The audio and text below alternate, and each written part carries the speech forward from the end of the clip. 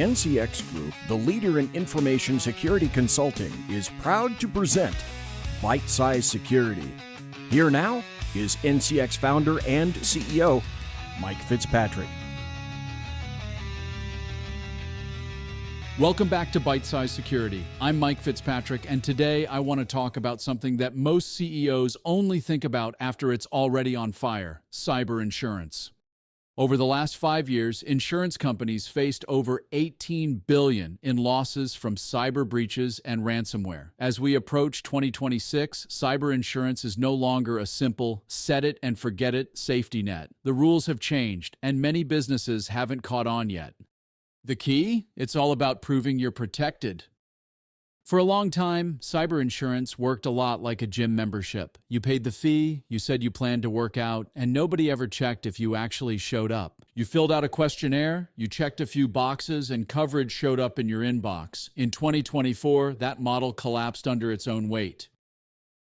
Insurance companies didn't adapt because they wanted to, they were forced to. With ransomware and business interruption claims skyrocketing, insurers learned a hard lesson. There's a significant gap between what companies claim to do and what they can actually prove. This realization defined cyber insurance in 2025 and will continue to dominate in 2026. Here's how insurance companies think today. They are no longer underwriting intent, they are underwriting evidence. It's not, we have MFA, but show me where it's enforced. Not, we do backups, but prove you can restore.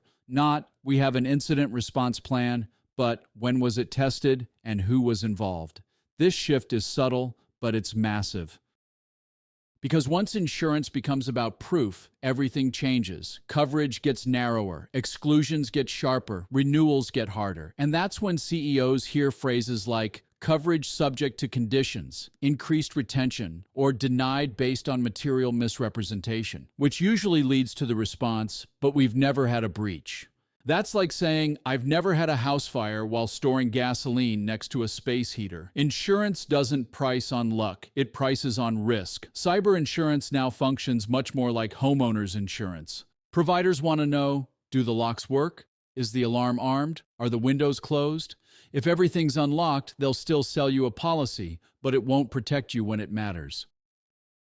As we move into 2026, this trend accelerates. More demands for proof, more continuous validation, more third-party verification, more scrutiny on vendors, backups, and identity controls. Cyber insurance is becoming less about paperwork and more about provable operational discipline. That's not fear, that's the direction. So here's the real takeaway for CEOs. Cyber insurance is no longer a substitute for cybersecurity. It's a mirror. It reflects what you can prove, not what you believe, not what your IT provider promised, not what was true 2 years ago. If you can demonstrate discipline, insurance works as intended. Without it, insurance becomes nothing more than costly optimism. And that's not an IT issue. It's a failure of leadership. Managing cyber risk is more than just having a plan. It's about being able to prove that plan works when it matters most. When things go wrong, and they often do at the worst possible time, a policy is only as effective as the strong foundation it's built on. At the end of the day, cybersecurity isn't about what you think or feel, it's about what you can prove. Thanks for tuning in to Bite-Size Security, where we tackle real risks, one short conversation at a time. Stay safe, stay informed, and I'll catch you in the next episode. Thanks for listening to Bite-Size Security, presented by NCX Group. For the latest updates in information security, please visit our site at ncxgroup.com. NCX Group can also be found on Facebook and Twitter as NCX Group. Thanks for listening.